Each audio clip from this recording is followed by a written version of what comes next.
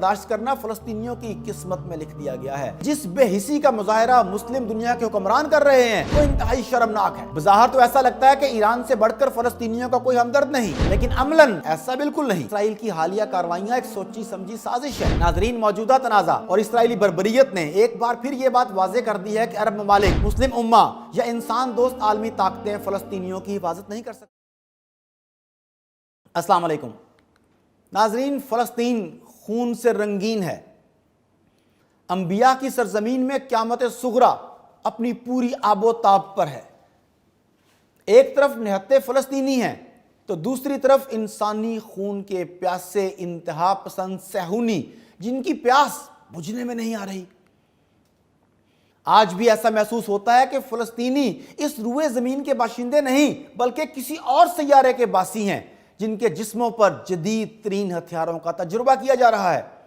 یہ تجربات گزشتہ 7 دہائیوں سے جاری ہیں۔ انسانیت کی اس عظیم تذلیل پر دنیا خاموش تماشائی اور نام نہاد مسلمان حکمران صرف ٹویٹر پر کف افسوس پر اکتفا کر رہے ہیں۔ ناظرین، یوں محسوس ہوتا ہے کہ اسرائیل کے مظالم برداشت کرنا فلسطینیوں کی قسمت میں لکھ دیا گیا ہے، بالکل ویسے ہی جیسے کشمیریوں کو ان کے حال پر چھوڑ دیا گیا ہے، بالکل ویسے ہی جیسے بوسنیا میں سربیا کے فوجیوں نے قیامت بپا کیے رکھی تھی۔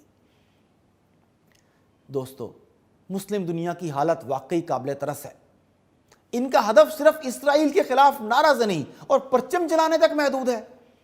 ان کی آپس میں اختلافات کی طویل داستانوں سے کون واقف نہیں؟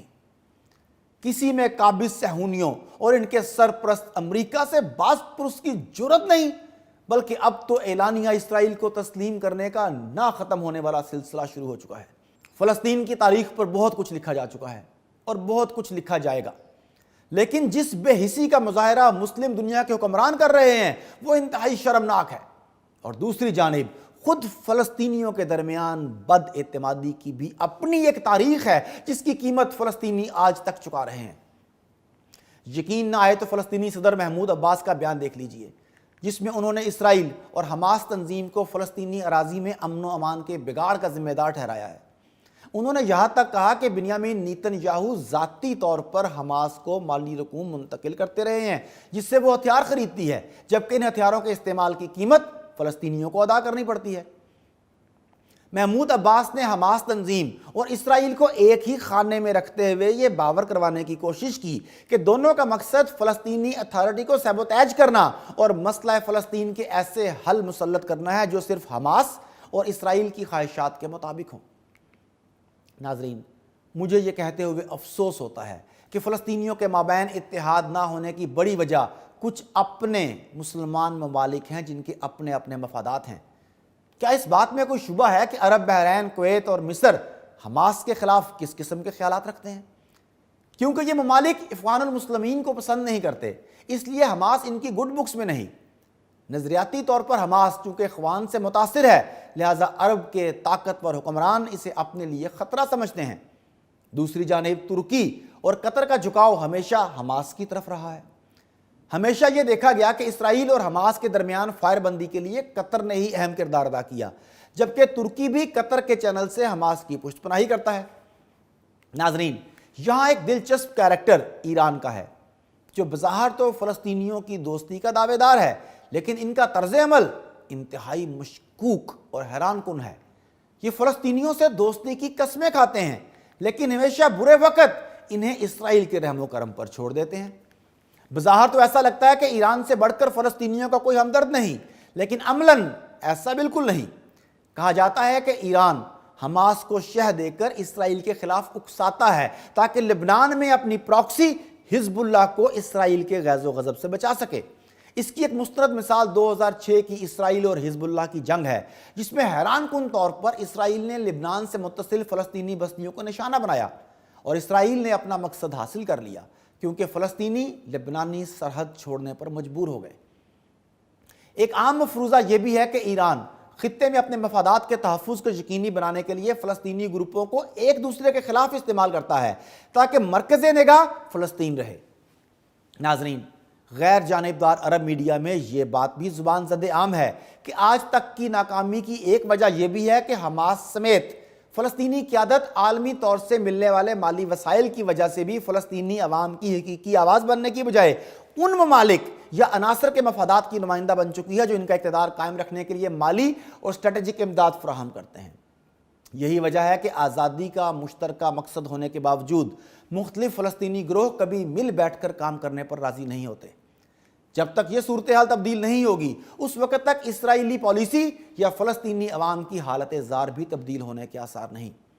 البتہ فلسطینی قائدین کو بھی یہ سوچنا پڑے گا کہ جو نوجوان پتھر اٹھا کر جدید اسلحہ سے لیس اسرائیلی فوجیوں کے سامنے سینہ سپر ہو جاتے ہیں اور گولیوں کا سامنا کرتے ہیں، وہ کسی نہ کسی روز اپنے قائدین کی بے عملی اور مفاد پرستی کا بھی ضرور احتساب کریں گے۔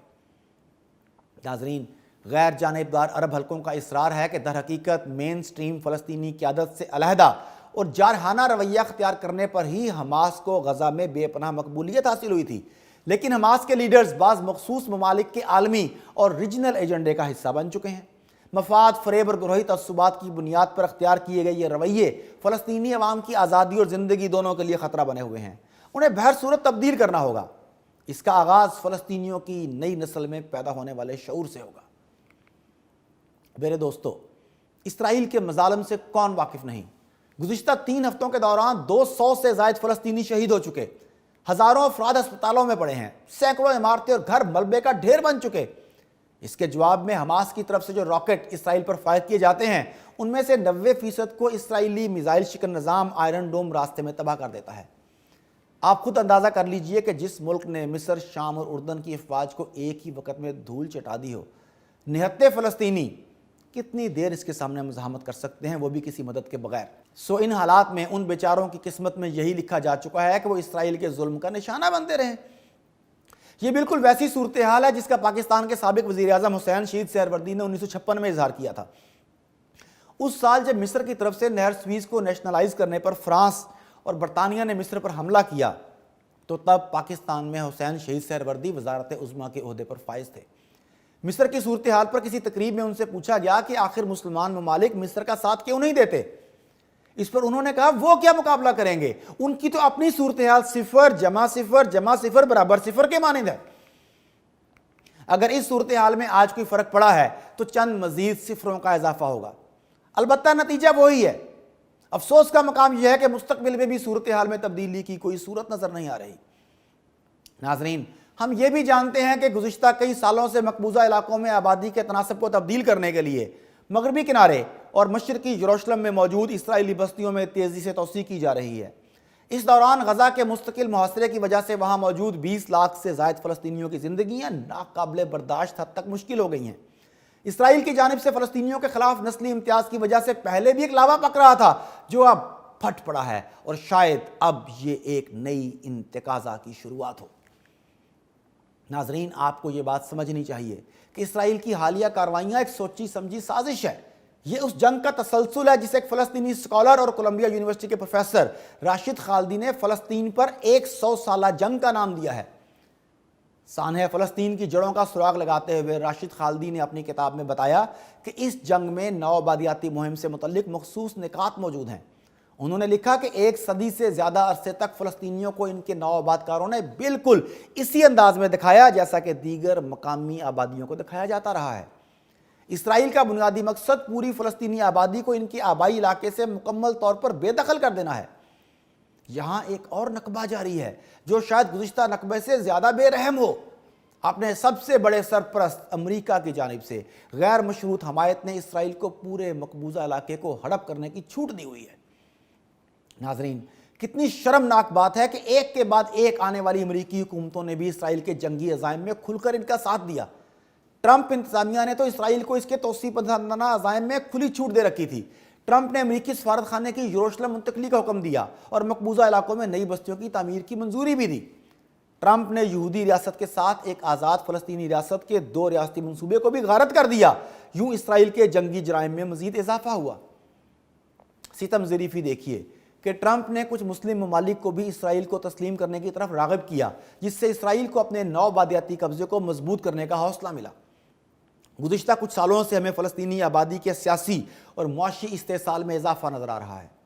ظلم یہ ہے کہ فلسطینی آبادی کی نسل کشی اور غزہ کی تباہی کے حالیہ واقعات گزشتہ سال کچھ خلیجی ممالک کی جانب سے اسرائیل کو تسلیم کرنے کے بعد رونما ہوئے ہیں، اور جیسا کہ متوقع تھا، نئی امریکی حکومت کے آنے سے بھی اسرائیل کے لیے امریکہ کی غیر مشروط حمایت میں کوئی فرق نہیں آیا۔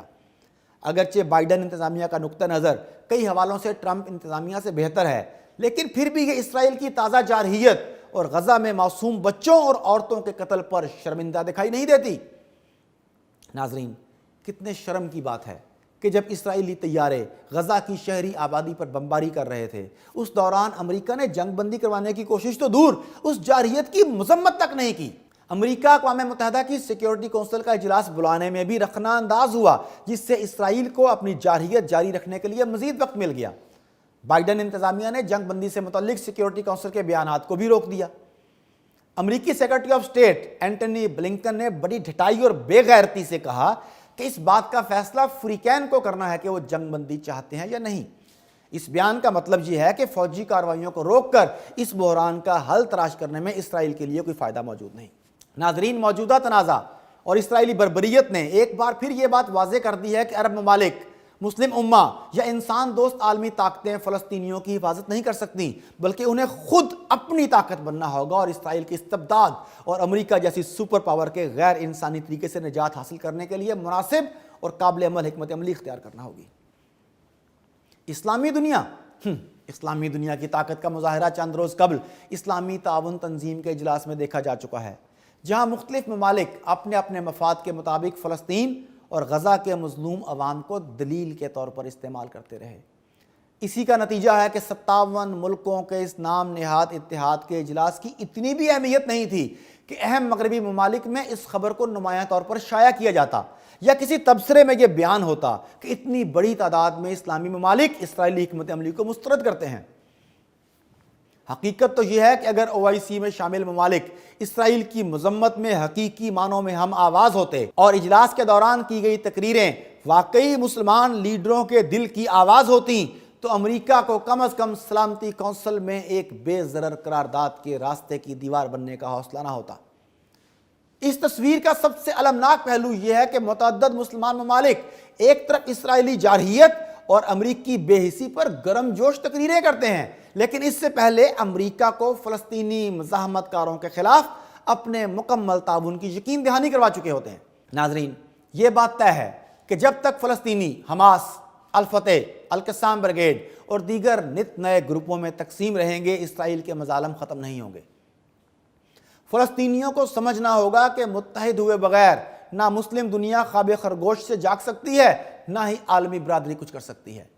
جب تک وہ مختلف ممالک کے زیر اثر رہیں گے، اپنے مقاصد سے دور ہوتے جائیں گے۔ صرف اتحاد اور اتفاق سے ہی صہیونیوں کو شکست دی جا سکتی ہے۔ یہ وقت ہے الفتح ہو، حماس ہو، القسام ہو، ان سب کو اکٹھا ہو کر صہیونیوں کی راہ میں دیوار بن جانا چاہیے۔